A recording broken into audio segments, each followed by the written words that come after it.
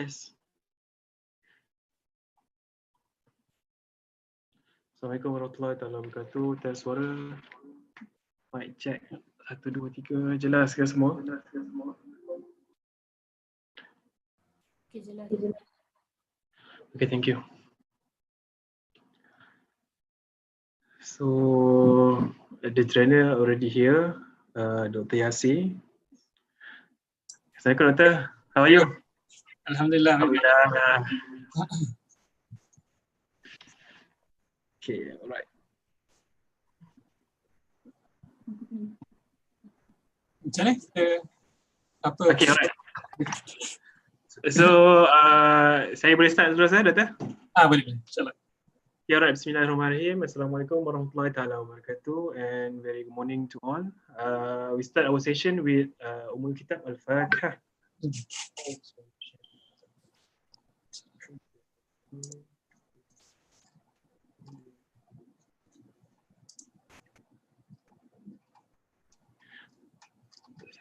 Assalamualaikum warahmatullahi wabarakatuh and thank you for all joining us. Today is after long weekend for Gombak campus. Hopefully everyone is able to brush off this Monday blues, whether you are work from home or work on campus. Welcome to Academic Affairs Related Policies webinar for Kulliyyah Administrator. MSG believe it grateful benefit all administrative staff, particularly those who working in Kulliyyah, to understand related policies and academic system in IUM to assist with Kulliyyah administration. The training would focus on related policies and procedure under Ahmad purview. So we reached out Dr. Yasir Muhammad Mustafa, Deputy Director of Academic Affairs in Ahmad, and Alhamdulillah, he agreed to share with us today on matters. Thank you, Doctor. So without further ado, I would like to pass the stage to Dr. Yasir. Please welcome, Doctor. Okay, Assalamualaikum warahmatullahi wabarakatuh. Very good morning. Salam sejahtera semua. Thank you, Mr. Chairperson. Hakim. Thank you, Hakim. Okay, and I'm Yasir dari Ahmad. I'm from Ahmad, also a lecturer from Kulliyyah of Engineering IIUM. Okay, I was not that clear that I'm supposed to only talk about policy of Ahmad. Okay, but anyway, I prepared slightly more on Ahmad policy lah. But today I will be talking in general about all the policies involved. We'll go through all the policies involved in academic related matters, but probably those from CPS and those from KCA can help me to explain rules, CPS rules, as well as ACA from KCA. Okay, inshallah we'll go through and look through all these policies as well. Not just Ahmad, but probably we'll focus more on Ahmad Sapir, SAPER, Student Academic Performance and Evaluation Regulation by Ahmad. All right, can I share my slide screen? Okay.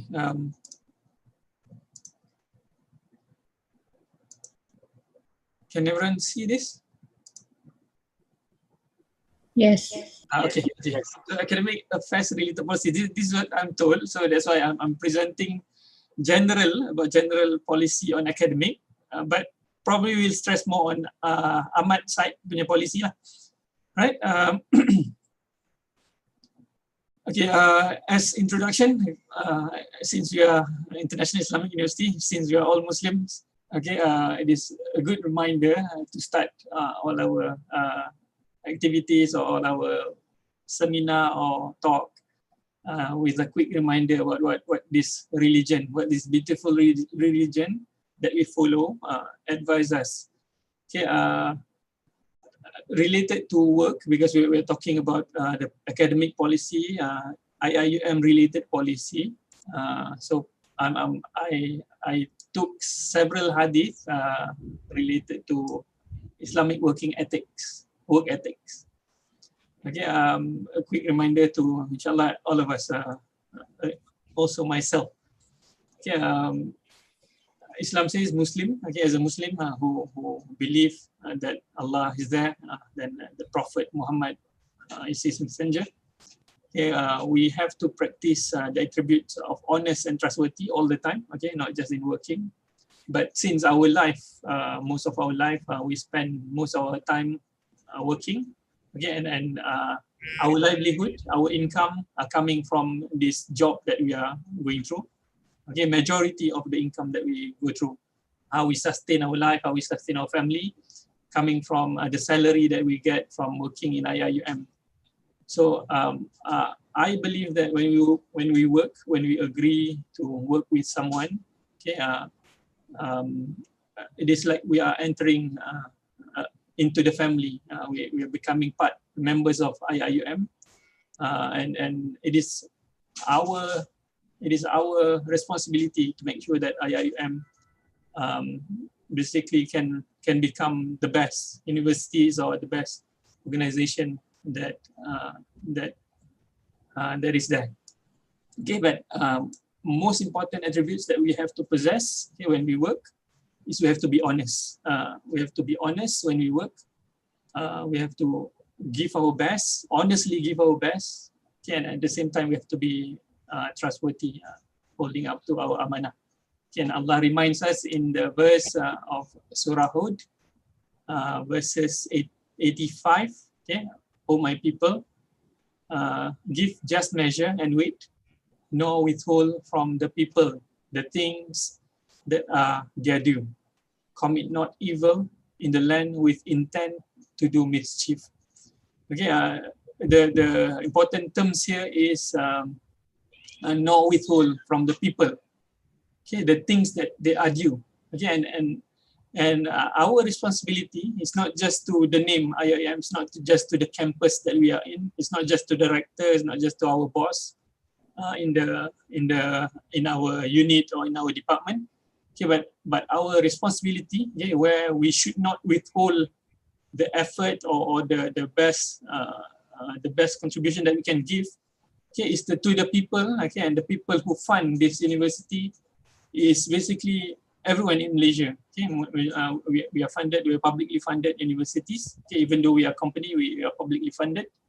Okay, our responsibility is to the people of this country. Okay, it's not one, it's not two people, not one or two people. It is a lot of people. Okay, and it is very important that we withhold our amanah. We are honest and trustworthy in doing our work. Okay, and policies is a very important guideline, okay, that we have to understand when we want to do our work properly. Okay, I'm not saying that we have to rigidly abide the policy. Okay, we have to know the policy, we have to understand the policy, we have to do our best to abide by the policy. But again, policies are man-made. We design the authority or the Senate, in the case of academic policies, Senate design the policy. Okay, these policies can be changed. Okay, if you think there's injustice in the policy, okay, we can always bring it up and say it out loud and fix it. Again, and this comes to the three main criteria of Islamic ethics, okay, which is you have to always uphold justice. Okay, in serving IIM, we have to always uphold justice. We have to be just to the students. We have to be just to other staff. We have to be just to ourselves. Okay, we have to be just to our bosses as well. So we have to be just to everyone. Okay, so justice and balance is very important criteria of Islamic work ethics. As a Muslim, we have to practice justice and balance. Okay, and at the same time, we have to have trust. Okay, we have to always trust others. Okay, don't the current trend. Okay, the nowadays what we are doing most of the time, when someone says something, okay, we will always ask for proof, because we will always ask for solid proof, right? Audit and stuff. Okay, because we are operating not based on trust. We don't trust people. The baseline is we don't trust you until you prove something. Until you prove it, then only we trust you. So that is how we operate nowadays. But truthfully, in Islam work ethics, we have to always trust. Okay, policy-wise or governance-wise, okay, it is probably difficult to force these trust values. Okay, first, okay, but individually, okay, where we can start is individually. At individual levels, we try our best to trust others. Okay, when you trust others, yeah, I find it when you trust others. Personally, when I find it when you trust others, you will all there will be less headache. Okay, less headache as long as you trust others. So yeah, so in Islam, trust, okay, leads to efficiency. Okay, also leads to better, probably a happy person. Again, finally, benevolence. You have to be always kind. Okay, you have to be always empathic towards others, etc. These are what Muslim should be. Okay, we have to be kind to other people. We have to always show good behavior. Okay, we have to show that we are working hard.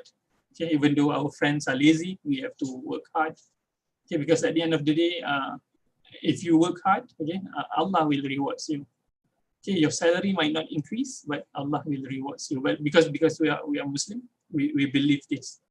Okay, if you find others, if you feel sakit hati tengok orang lain tak buat kerja, okay, you don't have to feel that, because at the end of the day, you have to understand that at the end, Allah will reward everything. Okay, it might not be in terms of salary increment. Okay, kalau boleh, if possible, yeah, our MSD could look into this. Okay, those who really work hard, you have to again justly reward them. Okay, but at individual level, even if you're not, if your salary does not increase, yeah, try your best to show benevolence, be kind, show hard work and stuff. All right, so that's the three values, the three criteria of Islamic working ethics. Okay, and so from Surah Al-Ma'idah verses 8, Allah said, "O you who believe, okay, stand out firmly for Allah." Okay, not for anyone else, but for Allah. Okay, not for your boss, not for your name, firmly for Allah, as witnesses to fair dealings, and let not the hatred of others makes you swerve to wrong and depart from justice. Be just, that is next to piety, and fear Allah, for Allah is well acquainted with all that you do. Okay, Allah, at the end of the day, is all about our relationship with Allah. Okay, that's what this religion is all about, Islam. Okay, so that's a short reminder about Islamic working ethics. All right, so we continue and to look at the academic related policies. Okay, the first question is, what is a policy? Okay, why do we have to abide by this policy? Okay, policy, okay, is a plan of action agreed or chosen by an organization, a party, or etc. Okay, so this is a plan of action. The policies that we have is a plan of action that we agreed upon. Okay, in our case, for academic related policies, it is our Senate who agreed or who endorsed all these policies. Okay, and then another definition, policy is a principle that you believe in that influence how you behave and a way in which you usually behave. Okay, that is probably at the personal level. If you have a principle, if you have a policy, self-policy, you have a principle that you follow. Okay, and hopefully the policy that we have can become our principle as well. Okay, and again, I always say policy, policy, procedures, all that you have, okay? If you think there's something wrong with it, okay, please say it. Yeah, there's always room for improvement. Okay, probably policy from Ahmad sometimes come from the Ahmad management. I was in meeting as well. Sometimes we decide, okay, I would not say the decision-making process could be influenced by so many factors. Okay, so when we implement it at ground level, okay, there's always room for improvements. So there could always be a change in plan of actions. Okay, but anyway, okay, how do we operate now? Okay, before our ideas is being accepted, our ideas for changes is being accepted, is to follow the current plan of action. We cannot simply do something else, okay, that is not within the plan of action or within the policy. Okay, but we can always try to bring our idea forward. All right, so that is a policy. Okay, I will start because the policy is set up from the top, okay, endorsed by the top, okay, probably coming from bottom as well. Let's look at the International Islamic University Malaysia. What is this university? Okay, it was established 20th May 1983. Okay, IIM is special. Okay, it is not similar to other universities. It is actually a company limited by guarantee. Okay, and it is registered without the word Berhad. Okay, IIM is a charitable, non-profit making company. Okay, even though there's a push for us to generate profit now. Okay, but we are supposedly a charitable, non-profit making company. Okay, that's more seems like Islamic.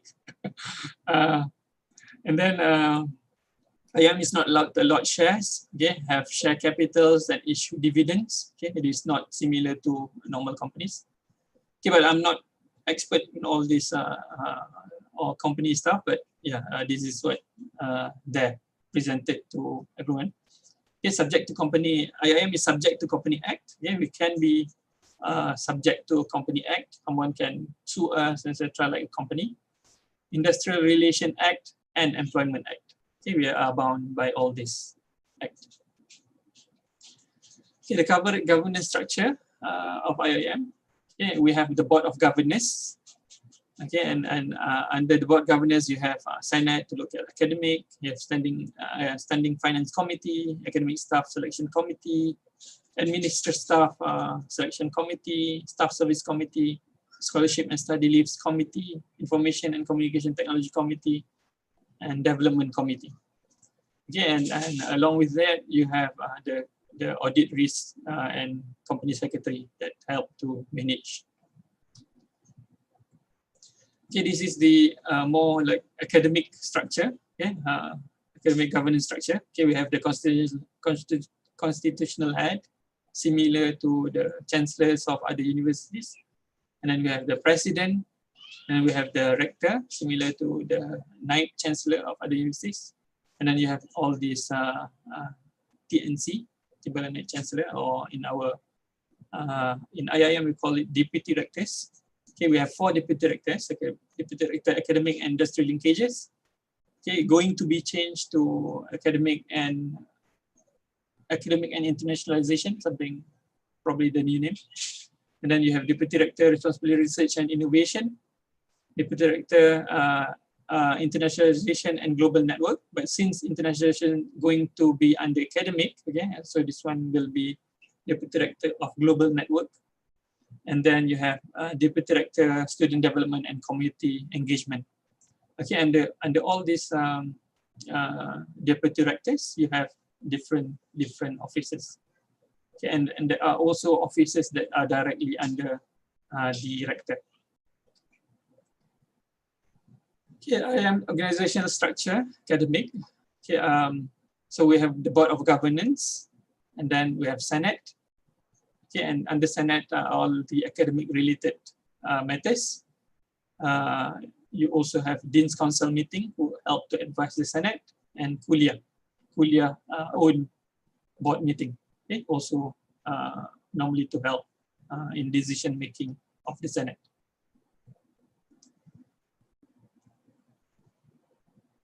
Okay, under Deputy Rector Academic Industrial Linkages, we have several important office, okay, which is there to decide on policies and manage academics processes.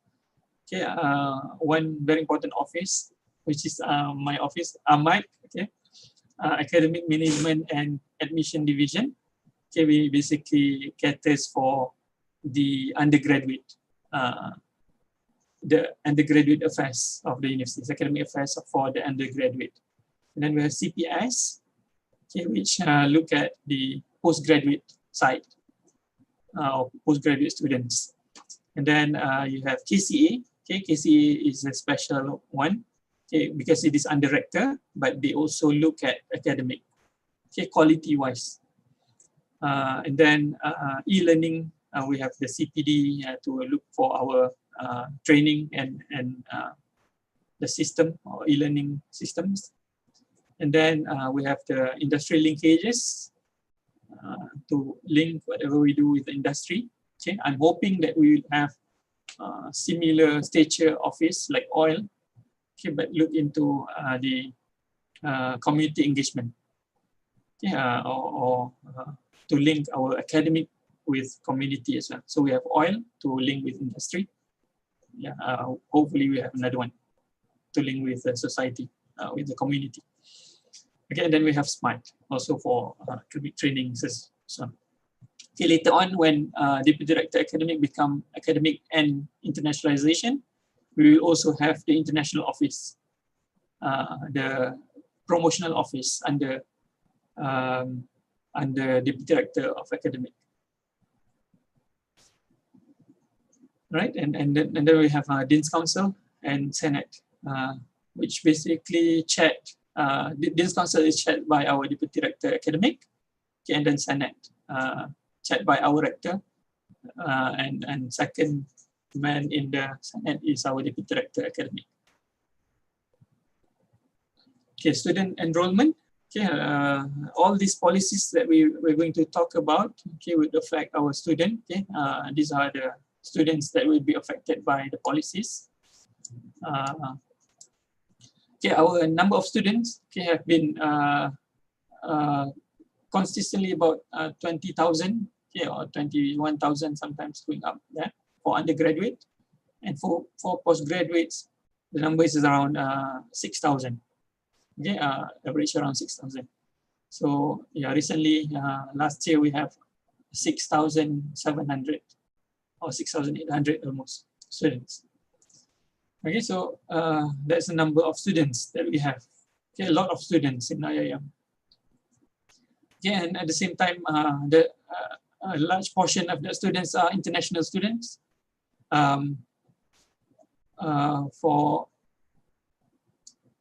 Divided by male and female, okay, we have about 4,000 male students and about 2,000 female students. Okay, and the number also slightly increasing recently. Okay, but yeah, the current trend unfortunately is going down slightly. So we are hoping with these new changes in the academic Deputy Director Academic name, okay, we could hope to fix that, can increase our international enrollment back. And then staff of IIUM, okay, the number of staff also increasing. Okay, currently we have about 4,800. Okay, and the number of academic and non-academic, the gap seems to be growing slightly. Okay, where non-academic is slightly more than academic staff. Okay, the Kulliyyah and institutes of inside IIUM, we have Kulliyyah, ICOL, Economics, IRK, Education, Engineering, ICT, Architecture, IIBF, INHAT, Kulliyyah of Medicine in Kuantan, Kulliyyah of Dentistry, Kulliyyah of Pharmacy, Nursing, Science, and Kulliyyah Allied Science. And then in Pago we have KLM, and then we have ISTEC in KL, and also CFS in Gambang. Okay, the power of Senate. Okay, Senate has the power over general direction on the quality of program of studies, teaching and learning, instruction, research, examination, in awarding degrees, diplomas, and certificates, setting up departments under any centers of studies, determining student admission criteria, student development, and academic linkages with other institutions. These are all under the power of Senate.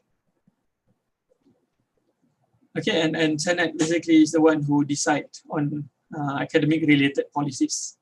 So the policy that we're going to look at after this, okay, are all policies endorsed by Senate. Okay, the main function, okay, of my office, Ahmad Academic Management and Admission Division, is we look after Senate affairs. Okay, we are performing the secretarial duties for Senate. Okay, so every Senate we are the secretariat, and then we are responsible to disseminate Senate's decision for implementation, but to make sure that policies are being informed and implemented. And then academic affairs, we also look at academic affairs, basically the drafting academic policies and system. For example, SAPIR. Okay, SAPIR is basically drafted by Ahmad, proposed by Ahmad. Okay, and we come up with academic calendars of the university, and then coordination with officers in charge of academic at Kulliyyah. We coordinate with them in terms of the scheduling of class, exams, and many other stuff. Again, then management of student records. All the student records, we have to keep the records of all the students, and then we take care of examination, graduation, and convocation.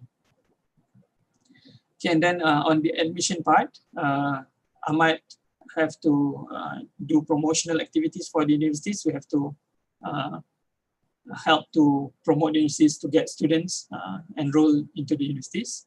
Okay, but however, before this, the promotional activities are separated into two. I might are helping more on the local promotion, whereas the international office under another deputy director in charge in promotional activities for international students.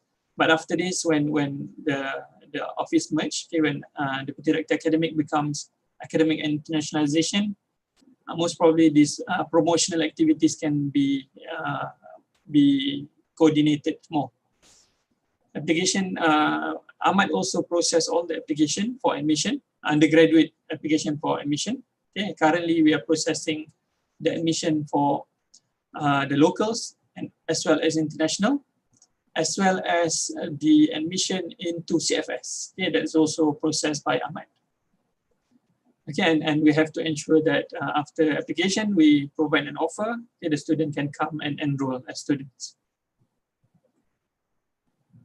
Okay, so that's the main function of the academic management and admission division. Okay, for admission, okay, just a quick explanation about admission. Probably there are some policies regarding admission, especially on the criteria for admission. Okay, but I will basically be explaining in general how the admission process to IIUM, how the student gets into IIM. Okay, student can get into IIM through foundation, okay, through our CFS. Okay, after they finish SPM, they can apply with their SPM result, they can enter our CFS. Okay, and then some student with SPM results can also apply through academy. Okay,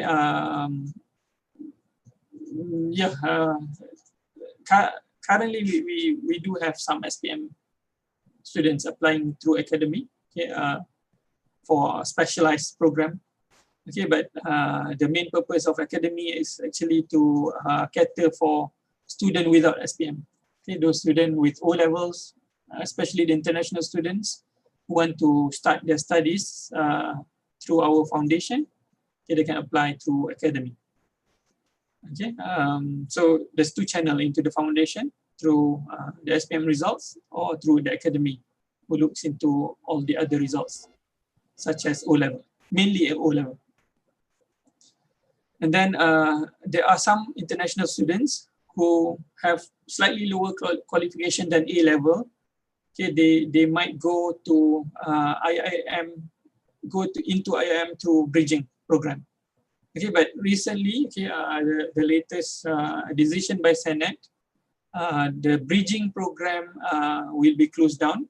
Okay, so inshallah in the future we'll no more have, we will not have the bridging program anymore. Okay, the students will go directly into the UG program, or they, if they are not qualified, they should go into the foundation. Okay, and then there's also admission. Okay, those who apply for UG studies, okay, those students who apply for UG studies directly for UG studies, okay, if they don't pass the language test, okay, when upon entry there's a language test, the English and Arabic test.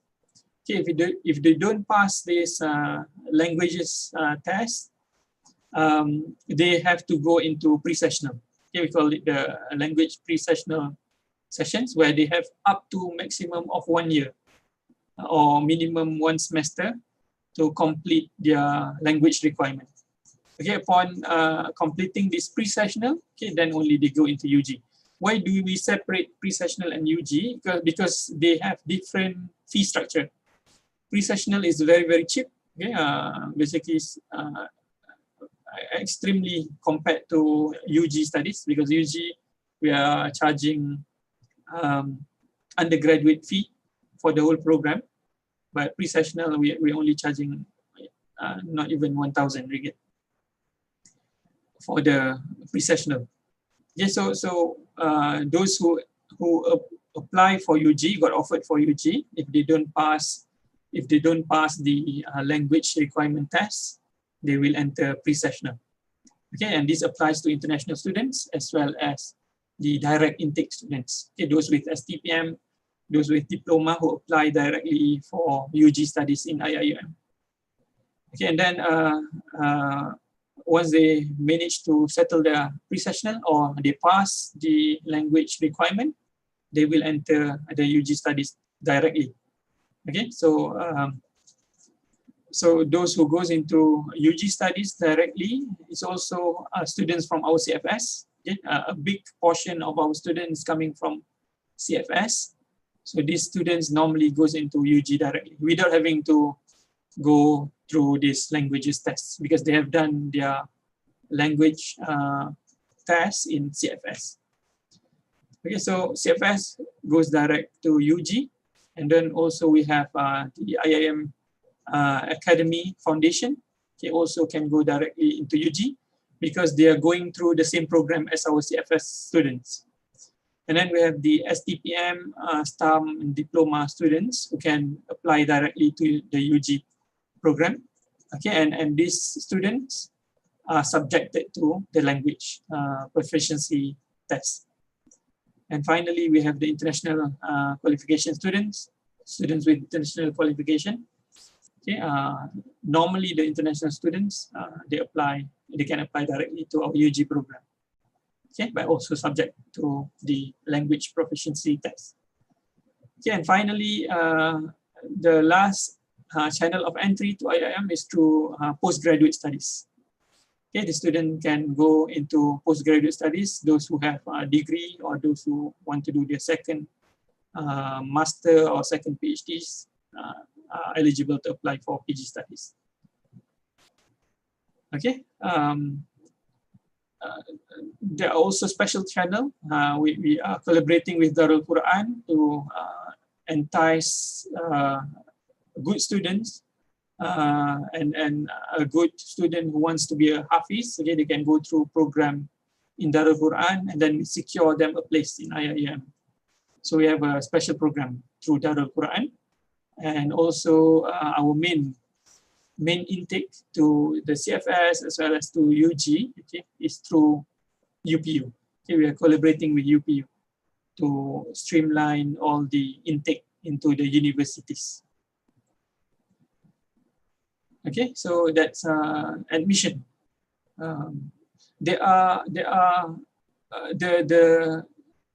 The policies related to admissions are not much. Okay, so basically the policies is are the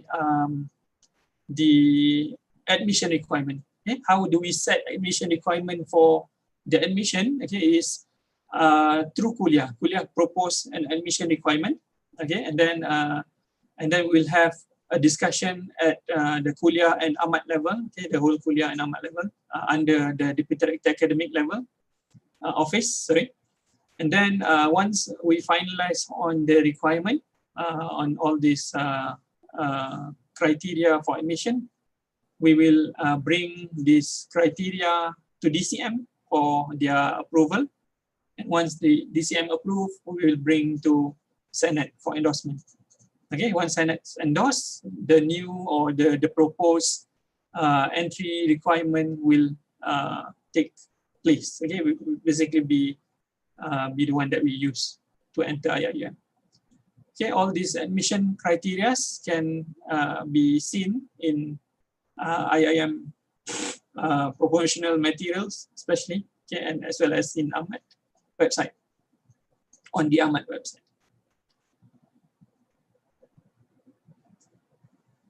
Okay, again, these are the summary for the admission. Okay, SPM, you can enter CFS, okay, and then from CFS you enter Kulliyyah.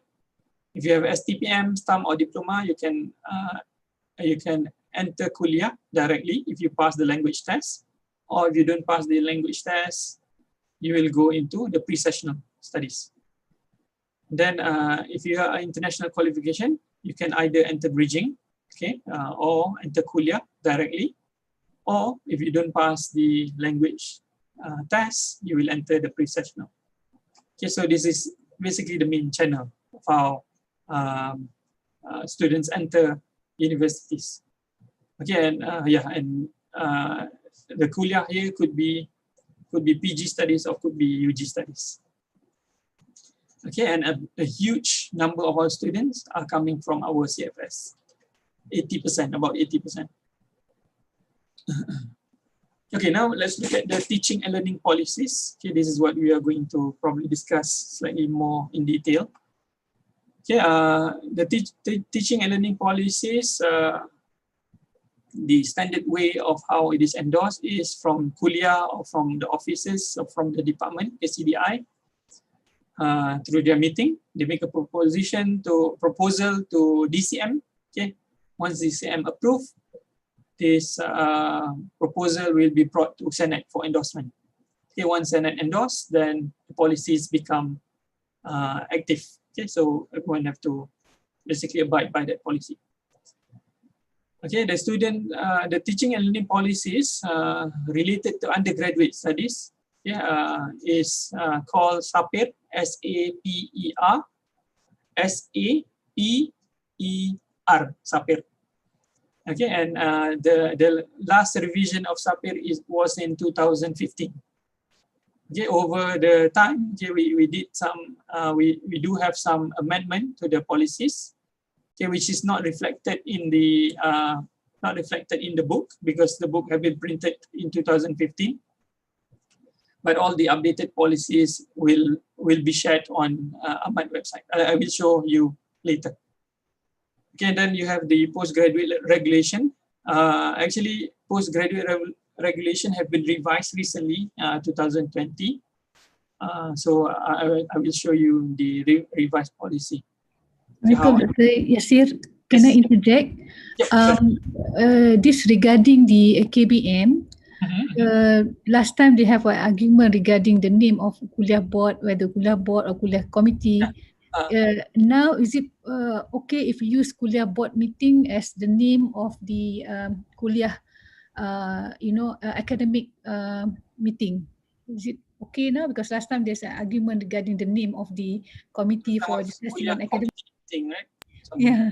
Board means something different. So yeah, there was like confusion on the name. Some call it KBM, some call it KCM. Different Kulliyyah call their meeting differently. Okay, some call it Kulliyyah monthly meeting. Yeah, but now it does. The new management probably in the Senate. There's no longer like discussion about these names. Kulliyyah have been coming out with different, and we understand that when the Kulliyyah mentioned a Kulliyyah meeting, okay, Kulliyyah whatever meeting, Yes. that is referring to your monthly meeting, your Kulliyyah monthly meeting. There's no issues on the name. It would be good to standardize, but unfortunately last time when we tried to standardize to change everything to like I think KCM, Kulliyyah Committee Meeting, something like that, it does not change. Some will still use KCM. Even this slide, okay, I'm taking this slide from type, okay, still use KBM. So yeah, so it would be good to standardize. I'm not sure who have the authority to make this standardized name. Yeah, but when Senate receive all these minutes, right? Minutes from the Kulliyyah monthly meeting, the name is different. Okay, every Kulliyyah have different. So there's no issue on that. Currently, no issue. Right. Yeah. So far, no issue. Yeah, no longer an issue. And it's not in the. It's not in our memorandum memorandum of article, right? Yeah, it is not specified. Not specified under the name is not specified. But yeah, Senate is expecting Kulliyyah to do their monthly meeting. Could be Kulliyyah management meeting or whatever name Kulliyyah call it. Right. Yeah, thank you. but probably it's a good idea to again standardize, make it standardized. Because I think last time we have this in the memorandum of article, so every Kulliyyah have their standardized name for that particular meeting where we discussed on academic matters. If there is no issues on the name, so I think let it be, because last time it's in the memorandum article whereby we have stated the function of that committee in the Kulliyyah. Okay. Sorry. Probably I have to check this back. Okay. Because I'm not aware of the standardized name. What is the standardized name now? But yeah, probably KBM here is wrong. Sorry, siapa yang cakap ni? Haslinah. Oh, from. Okay, inshallah. Probably I can PM you and minta to look at the memorandum tu lah. Because I'm not aware. And in Senate we don't really discuss on this matter sangat lah, the name sangat. But probably our rector like to standardize. Probably he will ask the name to be standardized. Right. But Kulliyyah yang kena tukar nama tu might be itulah they might have a problem lah. The academic there will get confused and etc. Yeah, so, because last time we said that the board is meant only for the board of governors. We cannot use the board, so that's why that was the issue. Result, yeah. Yeah, but suddenly itulah. Suddenly dah tak ada. Okay, sorry. Okay. But I will check on that. Probably it is a good idea lah sebenarnya to standardize, to make it standardized lah, so that everyone understand, so that we can use one term. Yeah. Because if I use KBM here, there might be a Kulliyyah who asks what is KBM, what is our Kulliyyah is KMM ke KCM kan? Yeah. So I will check on that. Thank you, madam. Alright, thank you. Okay, thank you. Okay, and then we have this. Sambung. Okay, postgraduate regulation recently revised 2020. Then we also have the academic quality assurance regulation by KCA. Okay, latest revision is 2018. And then we have admission regulation undergraduate. This is under Ahmad for undergraduate students 2015. And for PG, okay, all the policies related to even admission goes into their PG regulation. And then you have the IM student assessment handbook, okay, reference or guideline on how to do assessment.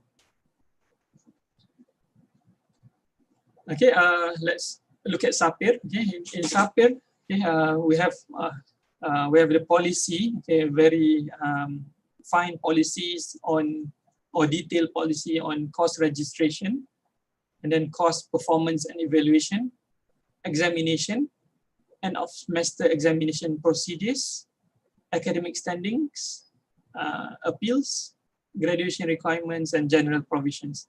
These are all the academic processes that students have to go through throughout their degree studies, undergraduate studies. So basically SAPIR has outlined all these policies related to the undergraduate students' academic activities. Okay, and as I said, this policy changes over time. Okay? From time to time, there were amendments to the policies. Okay, basically again, because of to make it more flexible, to make it more suitable for the current condition. Okay, all these changes, okay, endorsed by Senate will be posted in Ahmad website. Okay, the teaching and learning policies update to the SAPIR. If I click on this, I'm not sure if everyone can see.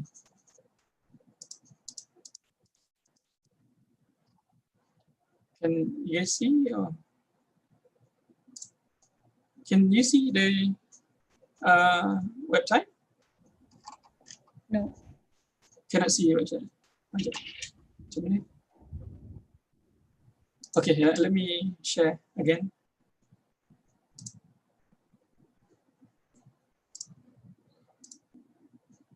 Okay, this nampak tak website? Yes. Okay, all right. So this is the academic management teaching and learning policies website. Yeah, the page for teaching and learning policies, and there's under academic related matters endorsed in Senate meeting. Okay, there's announcement to the changes of selected academic policies. Okay, any new policies that was changed from the original 2015 SAPIR, okay, will be posted here. So you can see we do have changes in our minimum credit hour for Dean's List very recently. Then changes in, I'm not sure this one's not listed. Changes, okay, on the not registered status NR, and etc. Oh, I don't know. Okay, so you can go to this website to look at the changes in SAPIR. Okay, but we will go through the original SAPIR now and look at the policy of SAPIR later, probably after this.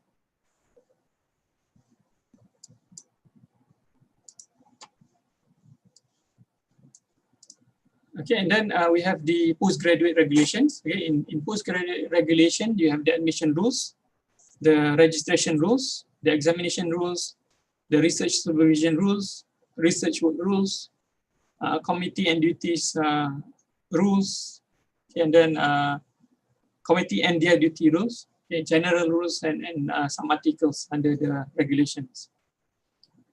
And then under academic quality assurance regulations, you have the establishment of new programs, regulation to establish new programs, regulation about curriculum review, regulation about program monitoring, appointment of board of studies members, external advisors, external assessors, external examiners, internal assessors, industrial advisors, and other appointments, okay, to for the purpose of quality assurances. So these are all under ACAR. So these are the three main policies, okay, for UG and PG studies of IIM. Yeah, I didn't put here CFS, okay, because CFS is basically in Gambang and not really related to the Gombak campus activity, academic activity. CFS have their own SAPIR, their own regulation as well. Okay, so now let's look at SAPIR.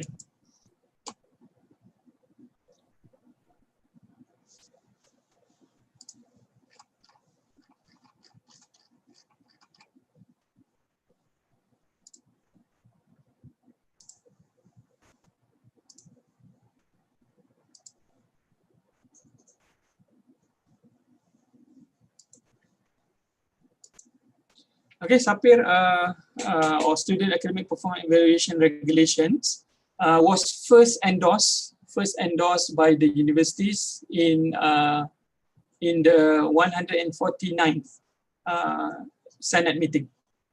Okay, it was in 1994.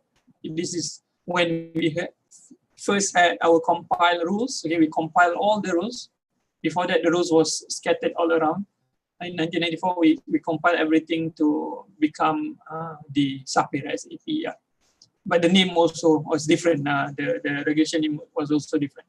But this compiled book that we now call SAPIR, okay, was first compiled in 1994.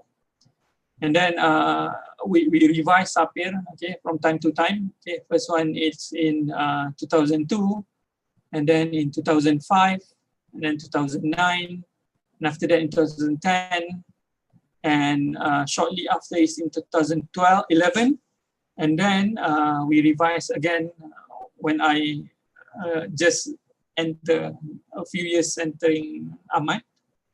We revised the current revision of SAPIR, which is 2015. Okay, currently we are finalizing the new revision of SAPIR, which inshallah would be endorsed hopefully by 2001. Okay, early 2001. So we will have the new SAPIR 2021.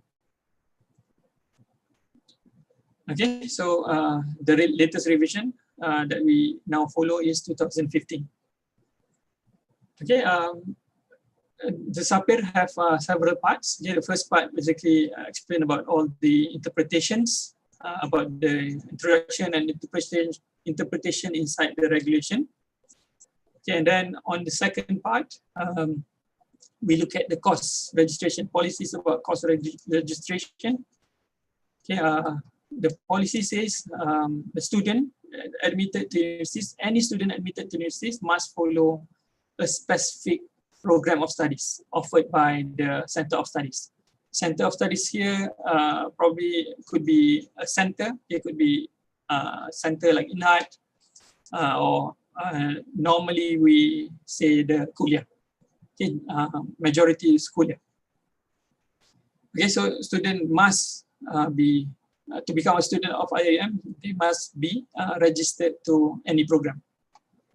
Okay, and then the academic load of the students. Okay, the academic load is determined by Senate, and the minimum academic load previously was 12. Okay, but later in 2017, we revised this minimum academic load to become 15. Okay, so now every student in IIM, okay, must take a minimum academic load every semester of 15. Okay, we do have some exceptional case where the student is graduating or where the student really cannot get a course to register. Then all the students have to get a approval from the dean, okay, so that they can take less than the minimum academic load, which is 15, not 12. Okay, if you look at the changes in the policy of SAPIR, you can see that now it is 15. Okay, student must register 15. Okay, because the student registration, okay, have an implication to their fee. Okay, our system, our finance system, they will only charge a student fee when they register for courses. So it is very important to ensure that the student that we have registered for courses.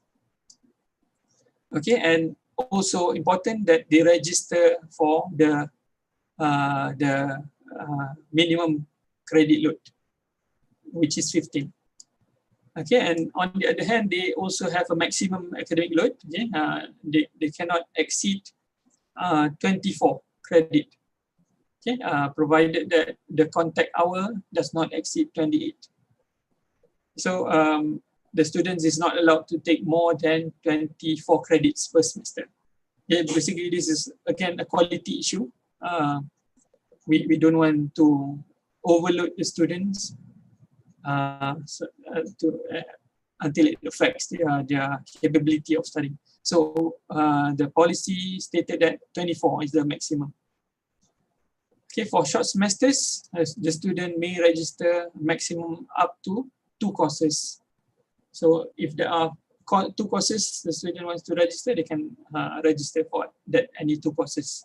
There's no specified credit hour for that student. Okay, and then it has been a policy of IIM. Any students of IIM can take any courses that they are interested in, provided that they meet the course requirement. Say, for example, I'm a student in engineering, and I want to take a course in economics. Okay, I can do that by getting the permission of the lecturer that's teaching that course. Okay, and at the same time, I meet all the prerequisites for that course. Okay, if I've met this, then I just get the approval from the deans of the Center of Studies that is offering the course. Then I can put that course, okay, the academic course inside my transcript. Okay, and register and study for that course. Okay, and the results for these additional courses, okay, will be reflected in their academic transcript. Will be counted in the CGPA, part of the CGPA. Okay, nowadays, okay, there's a push. Okay, the universities is pushing for this flexible education. Okay, instead of having students go and hunt for courses, okay, which might probably be fully enrolled with other students. Okay, the universities is now asking the Kulliyyah to offer courses so that the students from other Kulliyyah can see that course and could be interested in taking that course. So the idea of having this is actually to basically promote or to form a students who are basically cross-discipline, not only focusing on like focusing on engineering courses only, okay, but they take the time to look at other stuff as well, okay, to broaden their horizons and broaden their view. Okay, so yeah, student can register for other courses. Okay, and then policy on late registrations. The student must register for courses. Okay, normally what happens is, say now we are currently in semester 1. Okay, we open the registration of courses for semester 2, okay, the middle of this semester. So a student currently can now starting to register for the next semester's courses. Okay, and basically they can the policy now is the student can change this. Okay, they can drop, they can add for as long as they want. Okay, until the first week of the semester. So until the first week, okay, they're no longer allowed to change this registration. Okay, so if they register in the second week, okay, that is we consider that late registration. Okay, and this late registration requires approval of the dean. But currently, I think the practice is the student just register through the system. No, through the academic office. Okay, student who register late shall be imposed a fine, sum determined by Senate. Probably the rate of the fine is there stated in the form for late registration. And then if the student fails to register, okay, by week 4, okay, by week 4, if the student failed to register, what happened before this is, according to the policy, if the student failed to register by week 4, that means he didn't register for any courses by week 4, the policy would says that we have to terminate the students. Okay, but what we have been practicing is the Kulliyyah will try to contact the students. Okay, by this week 4, the Kulliyyah will contact the students. Okay, get them to register. Okay, do a late registration, and then get the dean to endorse all this late registration, or they ask the student to take a study. Okay, so that the student will not be terminated. Because if you don't register for any courses, you will be terminated. Okay, because you're not taking study leave, you're just missing. Okay, for postgraduate students, okay, before this, if they don't register, the PG CPS will call them MIA, missing in action. Okay, and students use this MIA status to manipulate the time where they study in IIM. What happens is when they get this MIA status, they don't have to pay fee. Okay, the finance will not charge them fee because they are not registering for any courses. But then while they are MIA, they're still working with the supervisors doing the research, okay, writing their thesis. Okay, and then at the end, after MIA for several years, they register again. Okay, they apply to change their MIA status to registered. Okay, and that's when they submit all their theses and etc. So this has been an exploit, okay, have been exploited by students. So what happened is recently, I think last year, middle of last year, we changed this policy.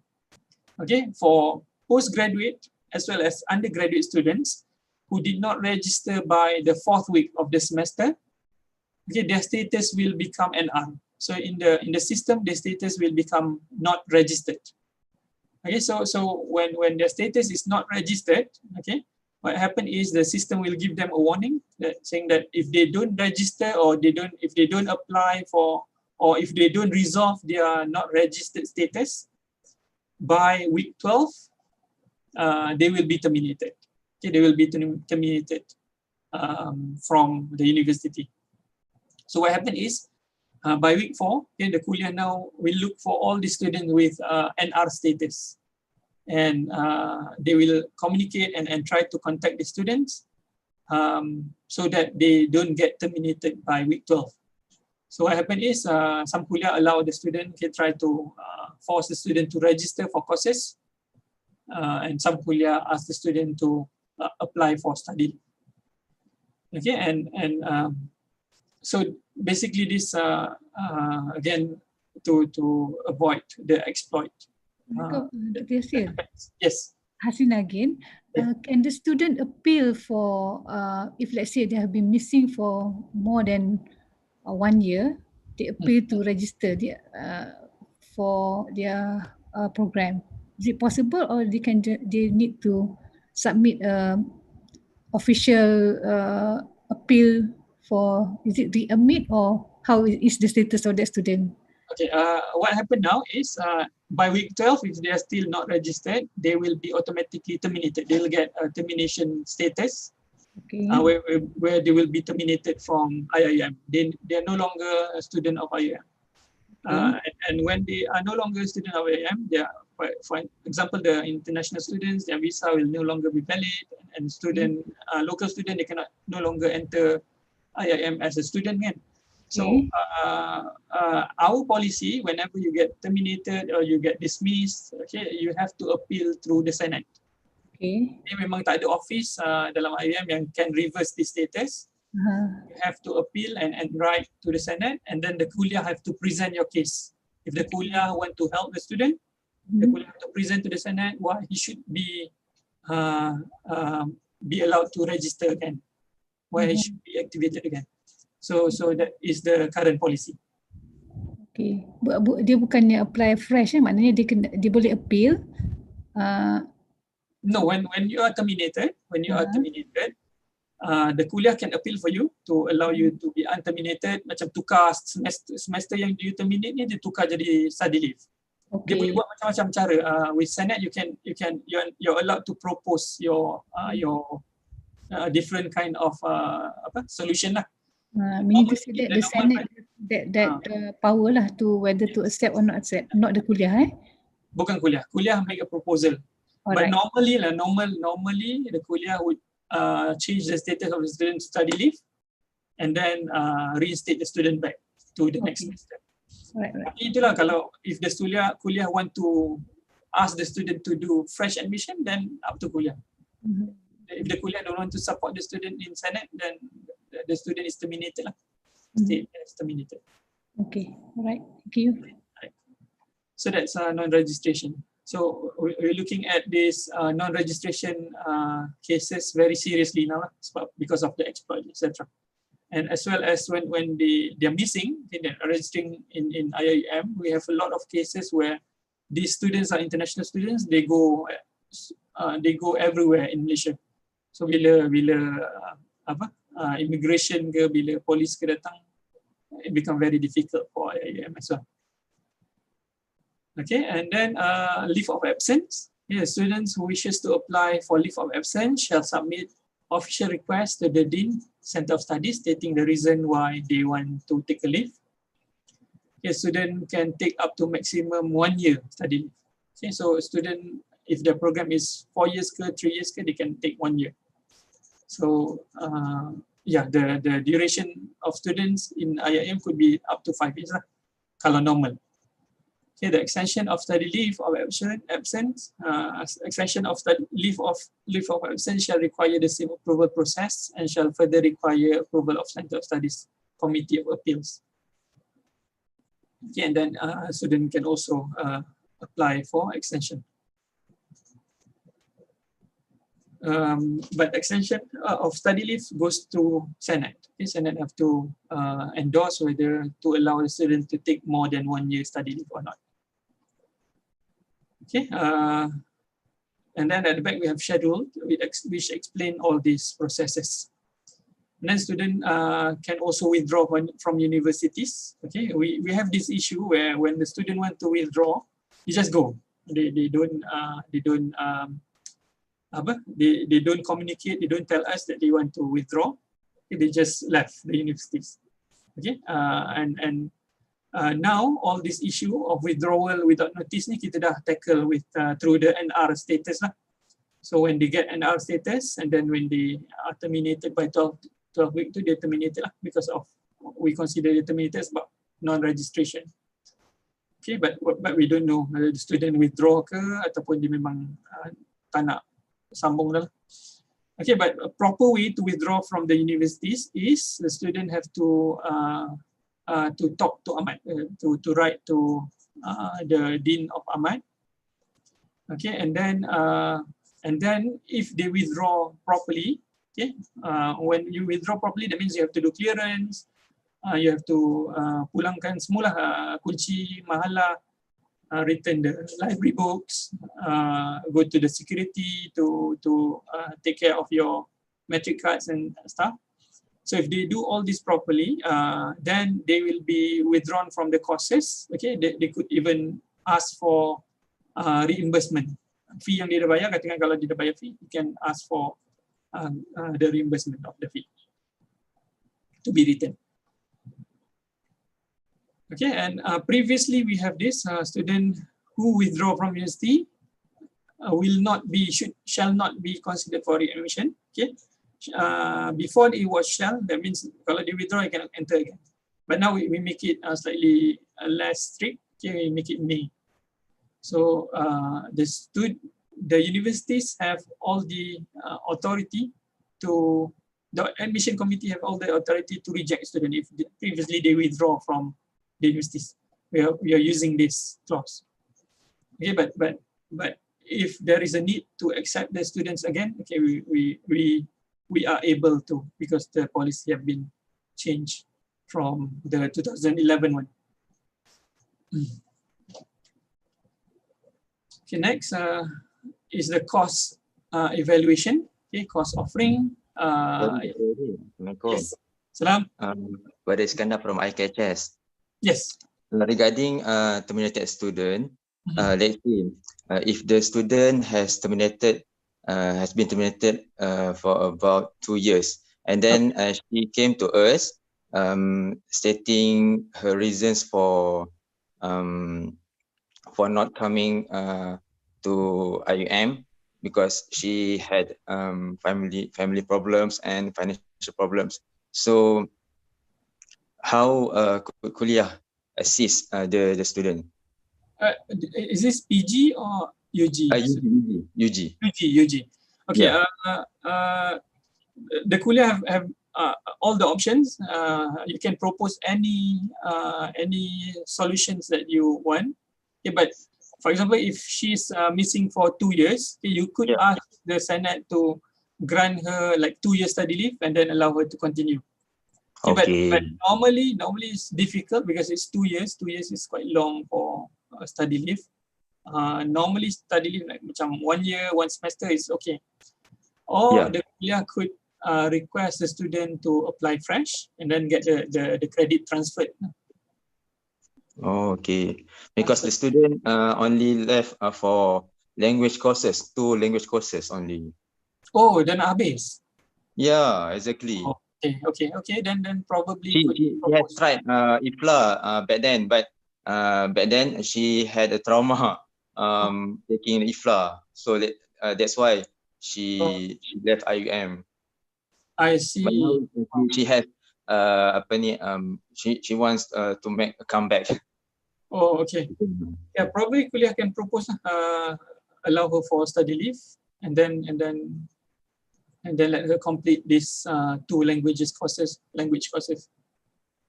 Okay, alright. Thank you.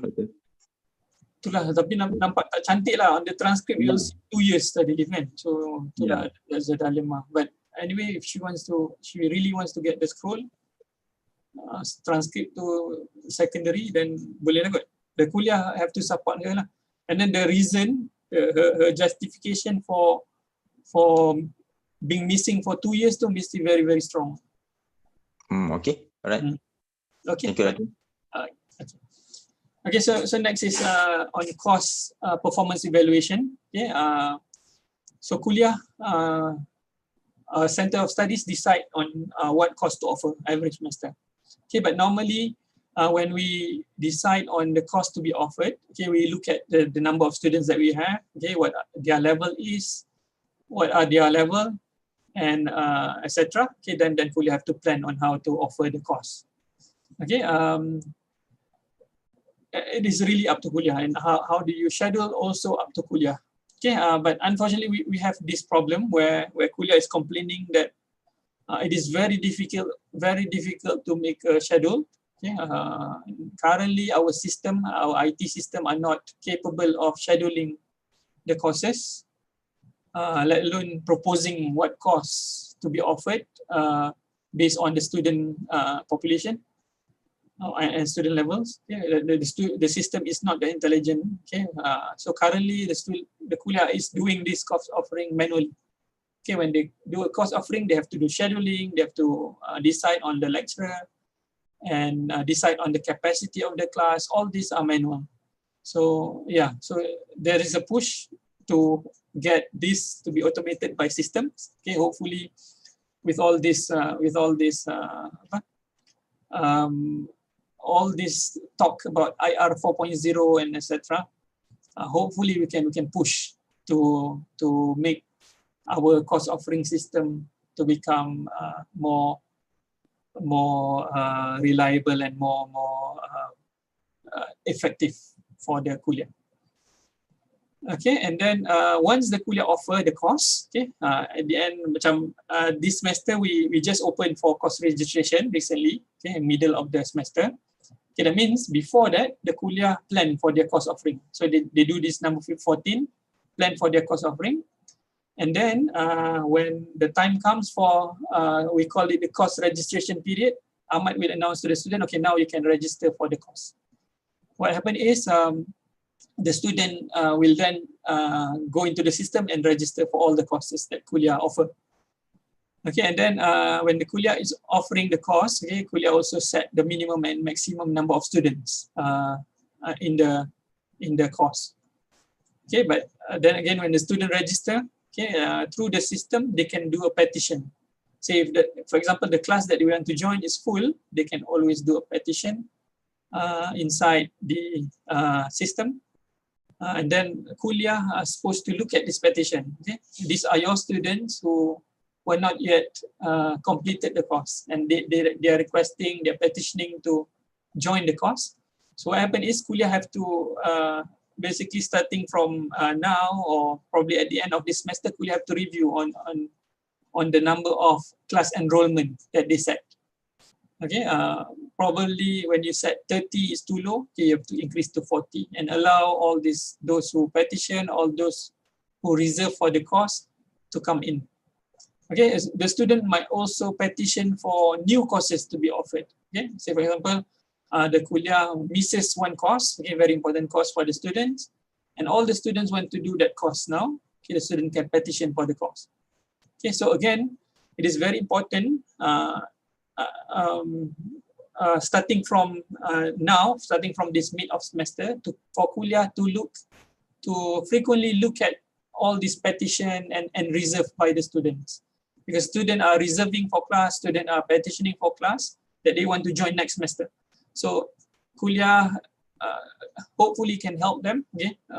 Show your kindness to get the student the class that they want. Okay, at the end of the day, they want to learn something, okay? And it would be good if you can help them in their learning processes. Okay, and then every courses that is offered, okay, there will be a course outline.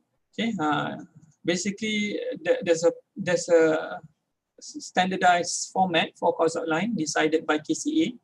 So in the next SAPIR, you see this course outline will no longer be inside SAPIR.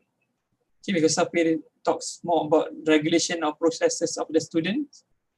Okay, but not on the course content outline. Course content outline will be moved into KCA's or the academic quality regulations. And then class attendance. Okay, every Kulliyyah have different policy on attendance. The general rules is Center of Studies shall monitor the attendance. Okay, some Kulliyyah have compulsory attendance, like 80%.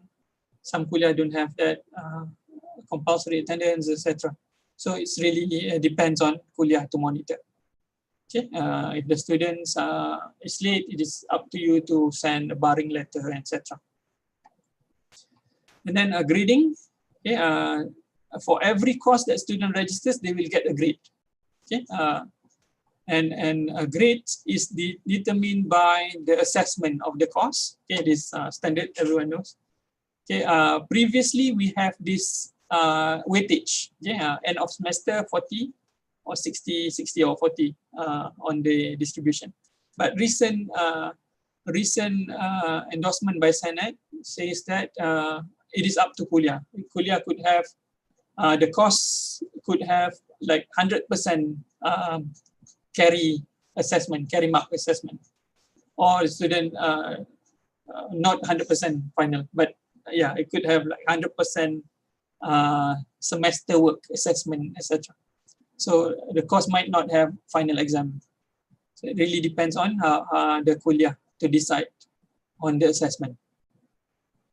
Okay, but again, this assessment must be informed to the student. Okay, when they enroll into our course, they must know how they will be assessed, because at the end of the day, they are the one who will carry the grade that we give. Okay, and to ensure that this assessment are being informed to student properly. Okay, all these assessment weightages must be endorsed by the Senate.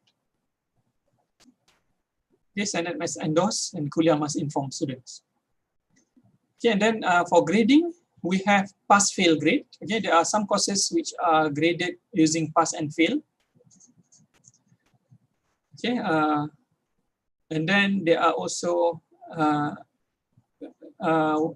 courses that are graded using the letter grade, A, B, C, D, E, F. Okay, these are common. The common one are A, B, C, D, E, F. Okay, and if the student is graded using this letter grade system, okay, they have this quality point equivalent, which contributes to their CGPA. Okay, whereas when they take a course which is pass or fail grade, the pass or fail grade does not affect the CGPA. So CGPA is only affected by this letter grade course. Okay, and then the percentage for this, okay, recently also there's a small change to this.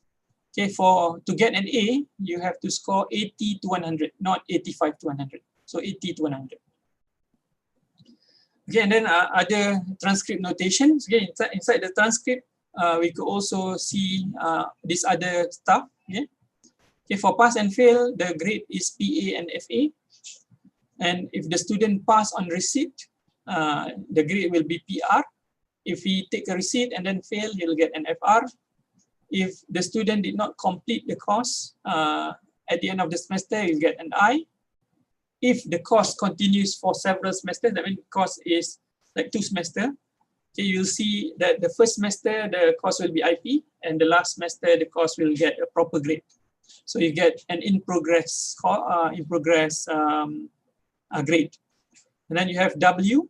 Okay, W is for those students might choose to withdraw from courses. Once they enter like several weeks, they're no longer allowed to withdraw. They have to pay to withdraw. So if they withdraw, they will get W grade. And then some students choose to audit instead of taking the course like a normal student. They choose to just attend the lecture and do the assignment, not attending the final exam. So they will get AU grade. And then students who are barred from final exam will get Y grade. And then students are exempted will get EX grade. Okay, for all these courses, for all these grades, okay, not excluding Y, okay, all these are not counted in the CGPA. Okay, Y is counted in CGPA as F. Okay, Y is equivalent to F. So you'll get a CGPA of 0 if you get Y. The rest are not counted in the CGPA.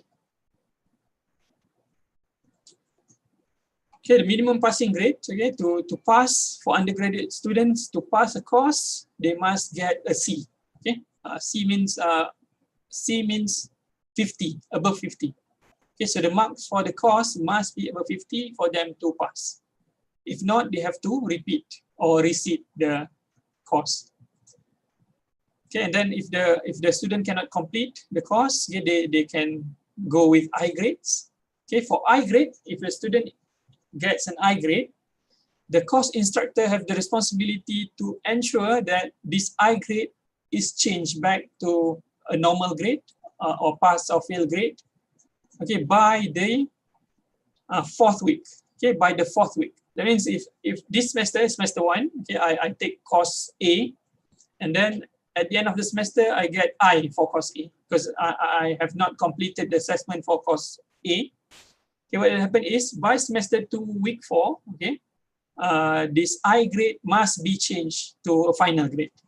Okay, if not, the system will automatically change this I grade to whatever the marks that the student have in the system.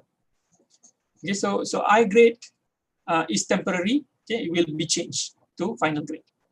Whereas IP grade, okay, if a course is if a student take course A and then he get an IP, okay, at the end of the semester he get an IP, he have to register for the same course next semester, so that the next semester grade, okay, can be his final grade. So IP is continuous. Okay, I mean the student have to register for the courses every semester.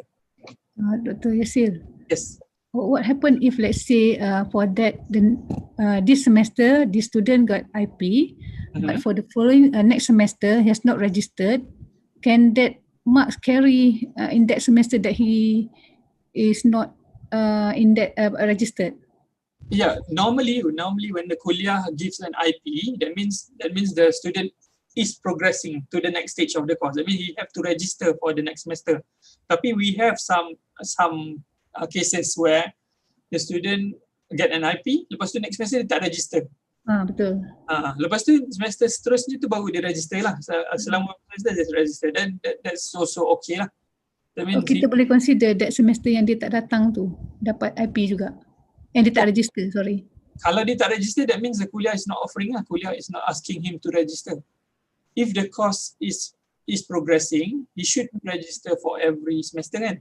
Tapi kalau macam next semester Kulliyyah is not offering that course, that means kita offer, okay, tapi dia tak register, macam mana tu?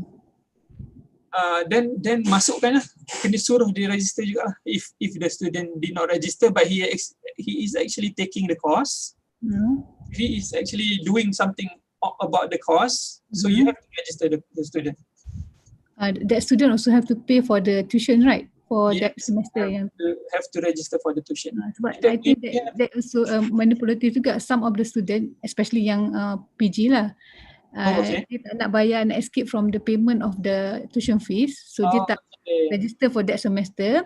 For the following semester tu dia register, and then dia that particular semester yang dia tak register tu consider macam MIA macam tu.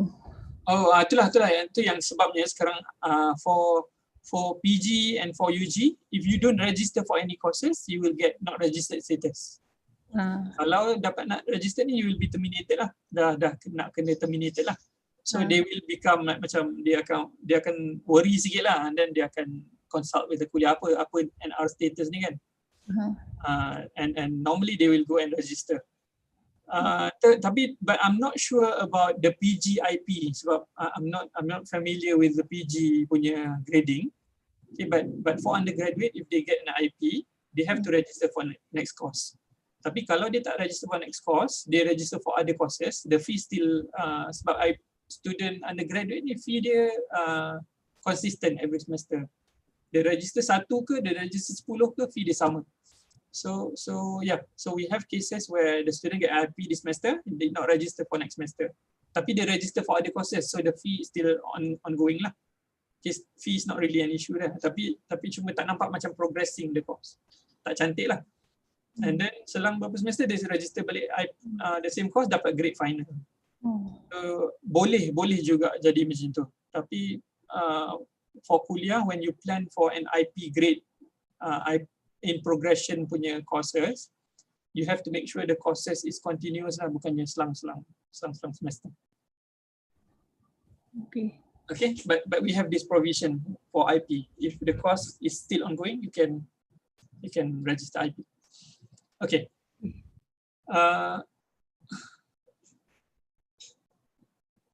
Here it says that IP can go on for two semester. I mean 1 academic year.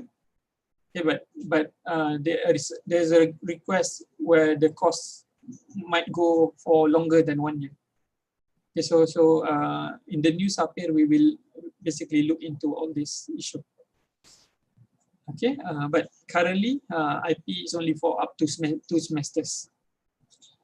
And then a student who failed just now, did not get C or get fail in their course, for pass-fail course, they get a fail, they have to repeat the course. Okay, currently we have a provision new from this a few years ago, 3 years ago, we changed to repeat and replace. Okay, whenever a student repeat a course, okay, the new grade, kalau the grade is higher than the previous course, they will replace the older grade. That means dia punya CGPA, kalau dia ada F is 0 GPA, which drag the CGPA down lah a lot. So if they repeat and they get an A, for example, we will erase the 0, ganti dengan 4. So their CGPA will go up a lot. So there's a new provision, a new regulation within SAPIR, and will be reflected in the new revision of SAPIR inshallah next year. But currently, what's endorsed by Senate, we have a repeat and replace. The student can repeat. Okay, whenever they fail, they can repeat the course, and when they repeat, if they get higher grade, the higher grade will replace the older grade. Okay, and student could also sorry, nak tanya, in this repeat course ni, if let's say student tu nak dia tak fail tapi dia misalnya dia dapat D, dia nak improve dia punya grade, boleh ke dia repeat the same course for the next semester? Dia dapat D. Dia dapat D donkey. So dia nak improve. Dia mesti repeat. Dia tak fail tapi dia nak improve dia punya, and then nak baiki dia punya CGPA lah kononnya kan. Kadang-kadang dia dapat C lah. Dia dapat A, kok lah next semester dia dapat A. So boleh ke buat macam tu? Boleh. If he pass already, he passed the course already, that means dia dapat C ke, dia dapat B ke kan. And then dia nak repeat to improve the course to become A. He can pay for to repeat and replace past course. Kita panggil repeat and replace past course. Ada new provision juga, new regulation dalam SAPIR. Repeat to replace past course. That means dia kena bayar, I think 500 the charges. Dia repeat that course, Kalau the grade is higher, if the new grade is higher than the older one, then the new grade tu akan replace lah. Tapi kalau the new grade is lower, then we will use the older grade. So dia macam selamat sikit lah. Dia punya repeat to replace. Alright, thank you. So and for this repeat to replace pass course, only maximum 2 courses. Dia boleh 2 courses je maximum untuk repeat. Okay, and then some students might request for independent studies. So Kulliyyah might offer an independent studies. For example, when you have only one student want to take a particular course, normally for graduating students, this student want to finish their studies, but the course is not offered that semester. So what can be done is Kulliyyah can offer independent studies. In independent studies, normally Kulliyyah appoint one lecturer to guide the student. Okay, do an independent study together, or 1 or 2 students, small group of students, to go through under independent studies. Okay, independent studies is not like normal class. Okay, there's no class, there's no lecture time slot. There is not even probably exam. Okay, exam, the lecturer might choose to do exam, but lecturer might choose different way of assessing the students. So independent studies can be offered by Kulliyyah when they need. And then auditing. Just now, a student can choose to audit any course. Okay. For example, I can go and audit other courses that is not within my program of studies. Engineering student want to do courses or want to learn something about human science or about comparative religion, etc. So that is also possible. Betul. Auditing ni kena bayar tak fees? Not sure. I think audit you have to I think there's a fee for audit. Yeah, there's a fee for audit. So I'm not sure. I have to check back. Sebab rare, sangat-sangat jarang budak-budak apply for audit. But I think there's a charge for audit. Sebab kita ada juga request ada student nak audit tapi kita tak tahu whether kena charge ke tak. So we just allow je. Oh sorry, better. Nanti I'll get the form. I'll send the form to you. The form tu ada tulis lah dia punya charges. Okay. For the audit. Okay, but I think there is a charges. Okay, student who is auditing, okay, is not required to take this end of semester exam. Okay, but he must satisfy other course requirement. Dia tak boleh datang sedap-sedap lala dapat AU kan dalam transkrip dia. If he did not satisfy the course requirement, okay, macam kalau lecturer tu letak requirement as attendance, requirement as a small assignment, he have to satisfy that. Okay, then kalau if he didn't satisfy all those requirements, he will get an AU. He will get W, not audit grade, but W. Okay, W ni reflecting that they withdraw from the course.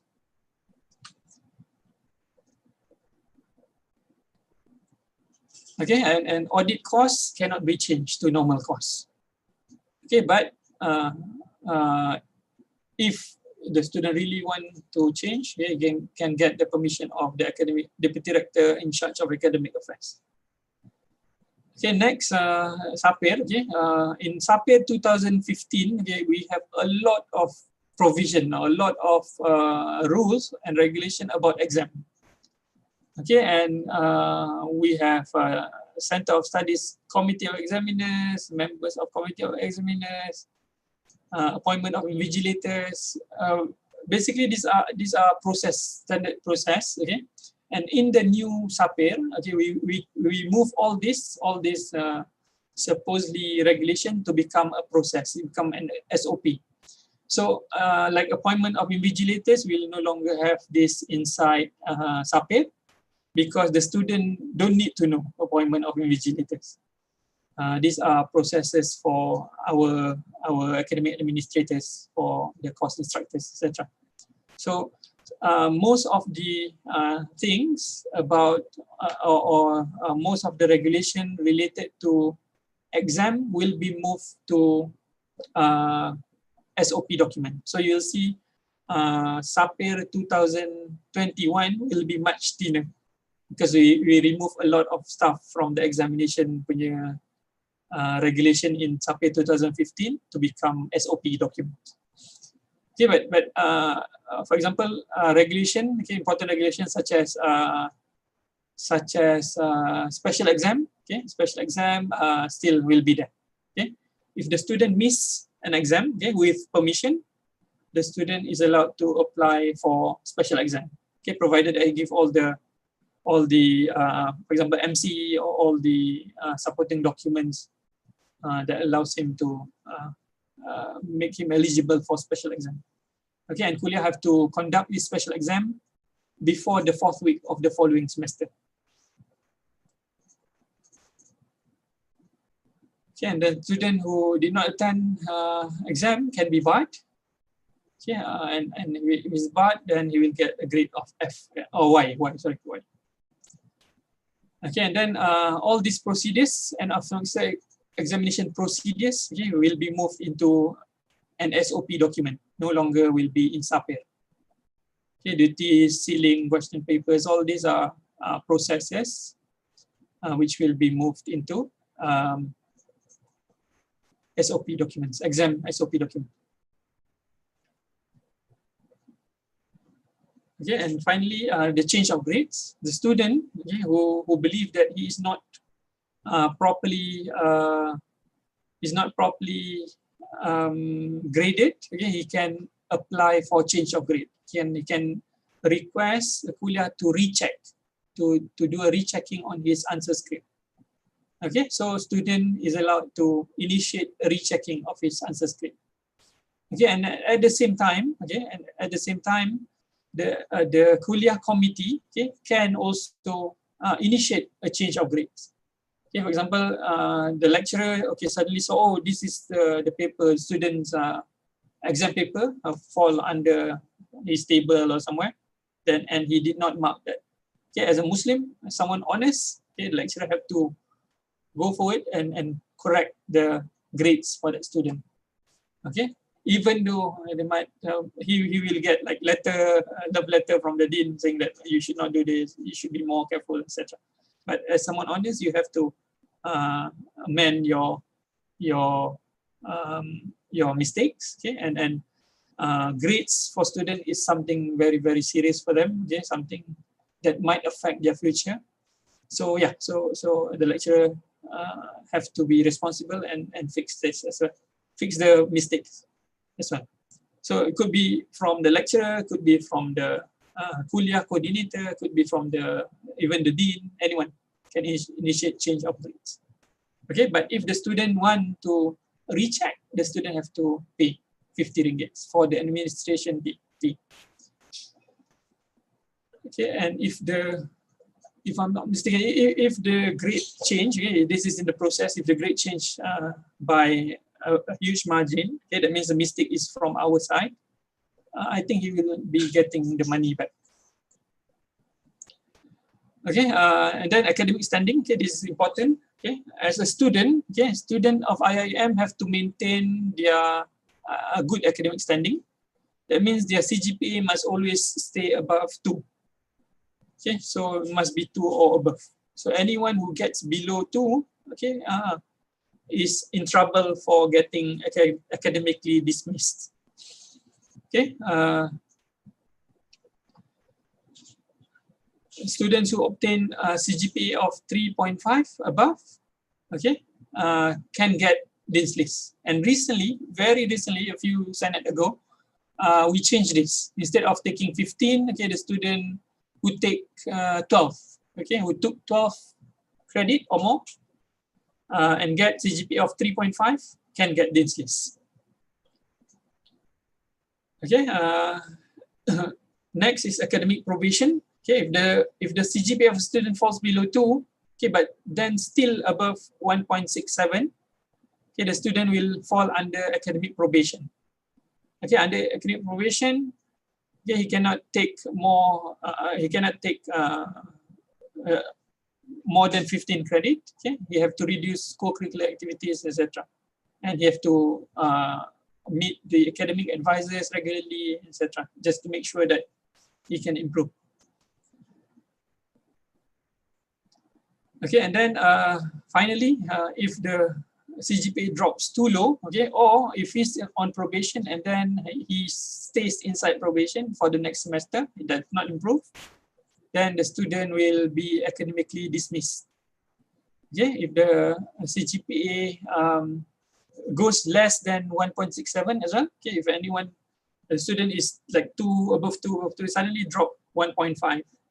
Okay, next, suddenly this semester he drops 1.5, okay, which is less than 1.67. So he will be dismissed. Okay, and then if he fails, okay, with grade F, 3 or more center of studies courses, then he also dismissed. Okay, while even if he falls under probation, okay, but if he fails 3 or more with grade F, then dismiss. If he obtains CGPA 1.6 to 2 for the third time, but not consecutive, I mean, the probation, and then they're okay, and then the probation balik, then they're okay. Then the third probation to they're dismissed. He will not get another probation. Okay, and student can also be dismissed under disciplinary rules. If the student violates the university rules, do something very, very wrong, and OLA decided that the student have to be terminated because of discipline, then the student will also be dismissed. Okay, and then in the Kulliyyah, okay, you have this committee of appeal. Okay, any issue that student have, okay, like for example, if they miss an exam but then want to appeal, then he can appeal through this Center of Studies Committee of Appeals.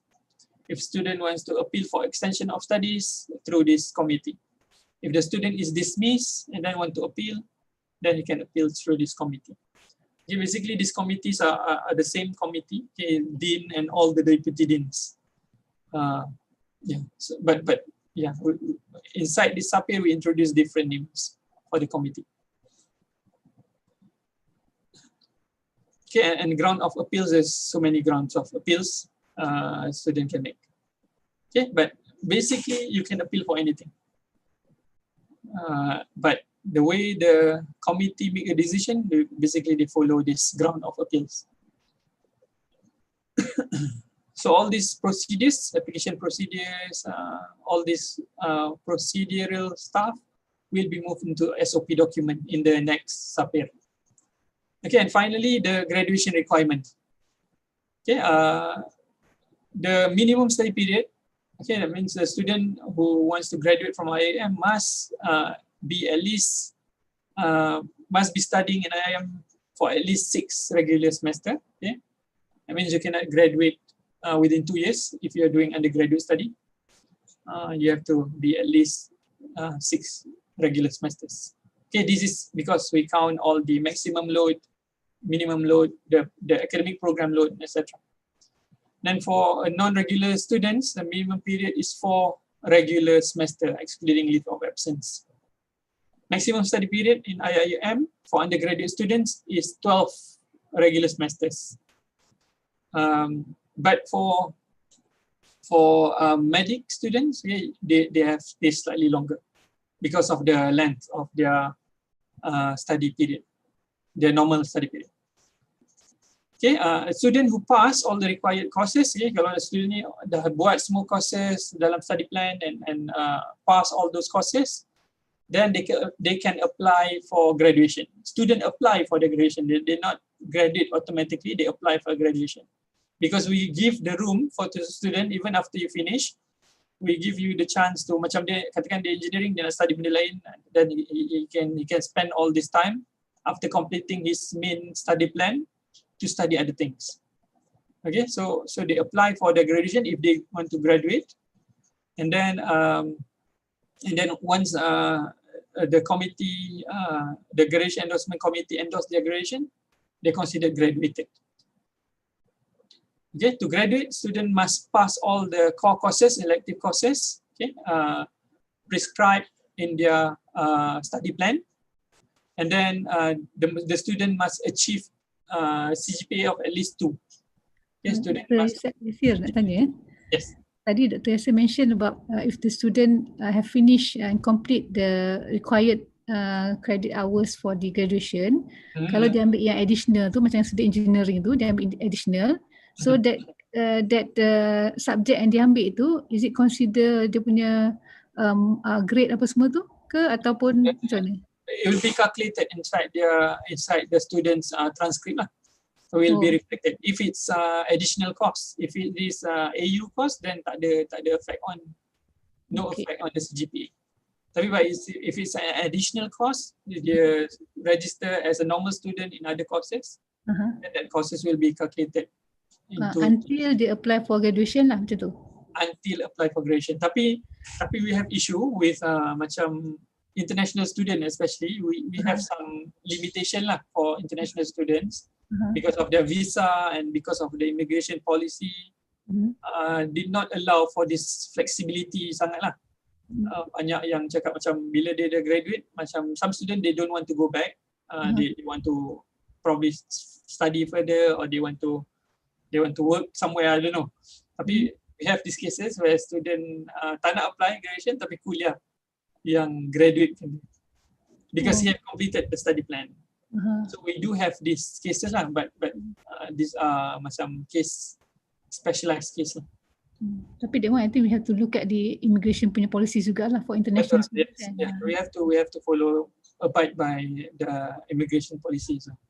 Okay, alright, thank you. Okay, alright. Next is credit transfer. Okay, students coming from different academic institution, they can apply to get their courses transferred. Okay, sekarang kita ada 2 transfer. We have vertical transfer. Vertical is from diploma to degree. He did the diploma courses, and then some of the courses in his diploma, the kuliah say, okay, this is equivalent to our course in the degree. For example, first year course sama dengan diploma course. Then he can apply for this. We call it the vertical credit transfer. For vertical credit transfer, the maximum credit yang dia boleh transfer is 30. So 30, maximum 30% of the credit of the total program of studies. So dia boleh jimat sikit lah some of the courses, tak perlu ambil, jimat some of the years. And then we also have horizontal transfer. That means the student is doing degree at some other universities. And then because of unforeseen circumstances, he have to drop out ke, kena berhenti ke, kena keluar daripada universiti tu. Then he join our university, he can apply for horizontal transfer. Horizontal credit transfer, we allow up to 70%. Okay, that means he can transfer because the cost must meet the requirement, all the specified requirement. Okay, and if the kuliah approve, then they can transfer up to 70%. So this would save a lot of time lah. Student might probably stay in IIM for about 2 years or maybe less than that. Dia mungkin terus masuk third year. Okay, so that's credit transfer. And then some of the courses can also be exempted. Okay, for example, language courses. If the students coming from English-speaking countries, sometimes we might exempt the courses student. Okay, for example, the student is coming from, or the student pass the tilawah test. Okay, we exempt the student from some of the courses as well. Okay, so all these credit transfers exempted courses contribute to the graduation requirement, and they can graduate eventually. Okay, and finally, the last part of Senate regulation is the prerogative of Senate. Okay, while we have seen all this regulation, okay, Senate reserve the right to bar, to suspend, to dismiss any student from universities or any of its classes, whether such action is necessary in the interest of universities. Senate holds the ultimate power.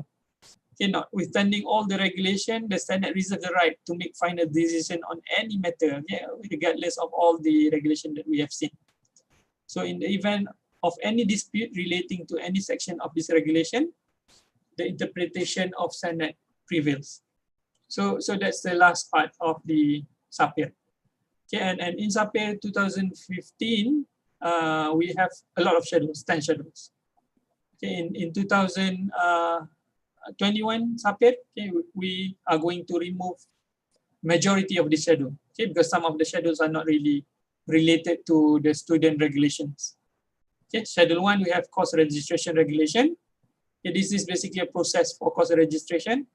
Schedule 2 is appeal for readmission, leave of absence, also a process. Schedule 3 is attendance requirement. Okay, this would be in the Sapir. Schedule 4 is policy and procedure for academic integrity. This is also would be brought to another document. Schedule 5 is IM assessment policy, also will be brought out.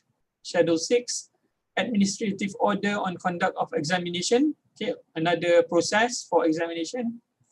Schedule 7, procedure on decentralized semester examination, also will become SOP document.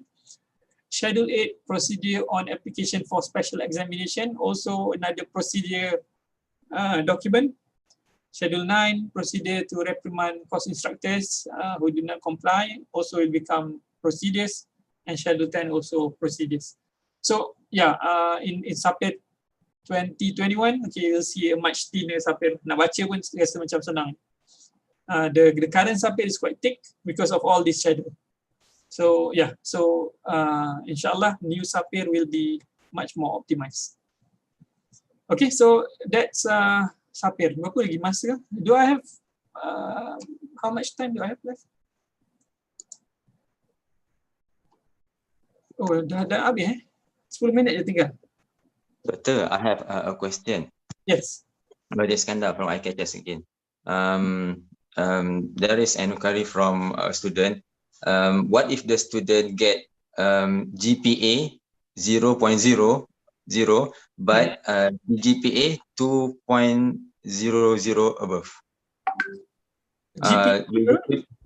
GPA 0.00 and then CGPA 2.0 and above. Will the student get dismissed? No, when you get a GPA every semester, when you get a GPA, okay, this GPA will be multiplied with the credit load, okay, and then only counted into the CGPA. Kalau dia masuk tu, dia count and then the new resulting CGPA is less than 1.67, then dismiss lah. Kalau tak, then tak ada lah. It depends on how the credit weightage of that semester. Okay. Kenapa? Tak faham. Macam ni, GPA dia 0. CGPA dia bagi example. CGPA dia 2.0. Dia dismiss ke tidak? Oh, resulting CGPA is 2 point something. Yeah, dia bagi example. So we will based on the CGPA, right? We will only look at CGPA. We don't look at GPA. GPA, if you take pass and fail course, you don't have a GPA. Okay, right. Even though GPA 0. Even though GPA 0, yes. We will only follow the CGPA untuk decide sama ada dismiss atau tak. Okay, right. Another thing, let's say kalau international students, kalau dia apply leave of absence for more than 2 times, let's say, maybe up to 5 times because of the visa problem. So, what is your comment? For the first 2 semesters, okay, they can apply and then Kulliyyah can endorse. But then when they want to apply for extension, that means they want to take study. That means the study leave is more than 1 year now. Then you have to apply through Senate. Senate have to endorse the study. Kalau tak dapat, then tak ada. The Kulliyyah have to support. The Kulliyyah have to support the student application because of his circumstances. Even though it is about the medical reason or any reason, the Kulliyyah can bring any reason. At the end of the day, Senate holds the ultimate authority. They can decide on any. Okay, right. The Kulliyyah can bring a paper to apply for extension of study leave for whichever students.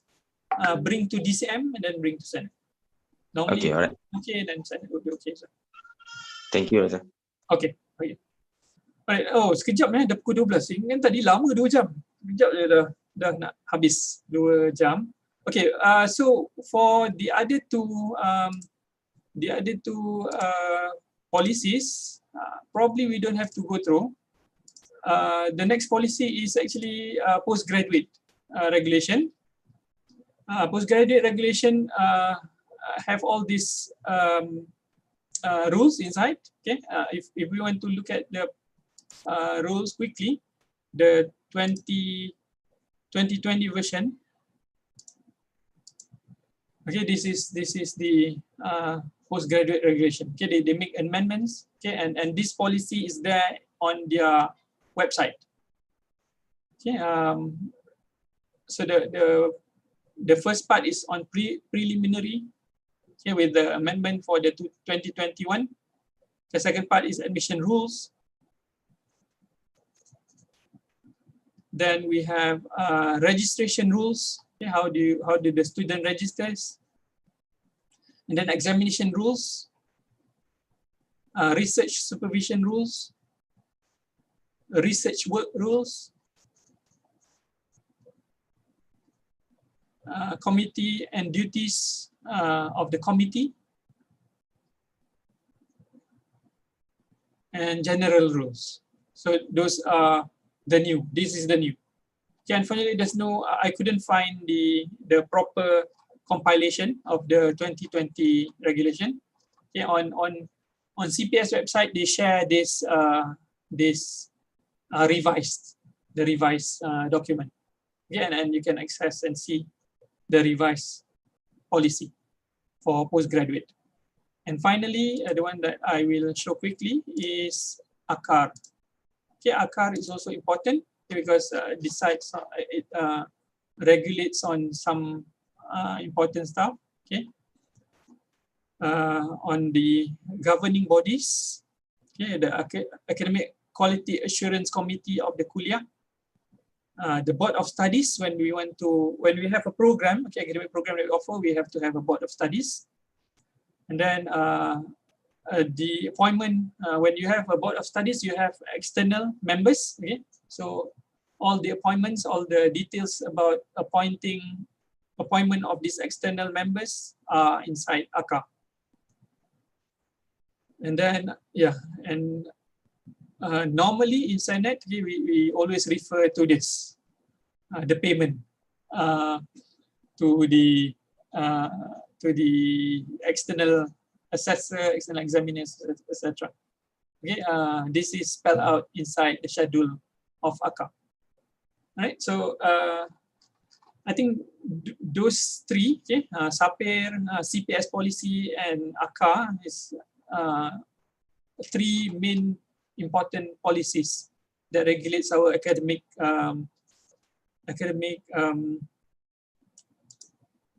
processes, or academic affairs. And yeah, I think I will have to stop here because it's almost 12. I would open the floor for questioning, but really up to the chairperson, Brother Hakim. Should we have a Q&A ke? Dah 2 jam. Okay, so with that, I thank you. Assalamualaikum warahmatullahi wabarakatuh. Waalaikumsalam warahmatullahi wabarakatuh. Thank you, Doctor, for the relevant knowledge yang di-sharekan kepada kami semua. So, can we get slide? Okay, diingatkan semula, don't forget to fill in the evaluation form that we has at the chat. Dan Doktor, kami juga ada buat live streaming di YouTube. So di mana jika ada mana-mana partisipan yang terlepas untuk di session, diorang boleh refer kepada YouTube. Boleh, Doktor? Okay, boleh, Alhamdulillah. Boleh, so, sorry. Okay, alright. Okay, so untuk di YouTube ni kami ada di MSD Competency Development. So kalau terlepas untuk di session ataupun previous session, boleh refer kepada YouTube terus. So dari situ Alhamdulillah kita pun dah sampai kepada penghujung program. kita dah sampai kepada penghujung session. Jika ada apa-apa penambahbaikan, boleh direct dengan kami, ataupun jika ada apa-apa soalan, boleh direct dengan doktor terus. So alhamdulillah, thank you everyone for joining us. Until we meet again at the next session. So we have closed the session with tasbih kafarah dan surah wal-as. Subhanakallah wa bihamdihi, subhanakallah wa bihamdika, asyhadu an la ilaha illa anta, wa atubu ilaik. Okay, thank you everyone. Sorry kalau silap. Thank you. Okay, thank you everyone. Waalaikumsalam warahmatullahi wabarakatuh.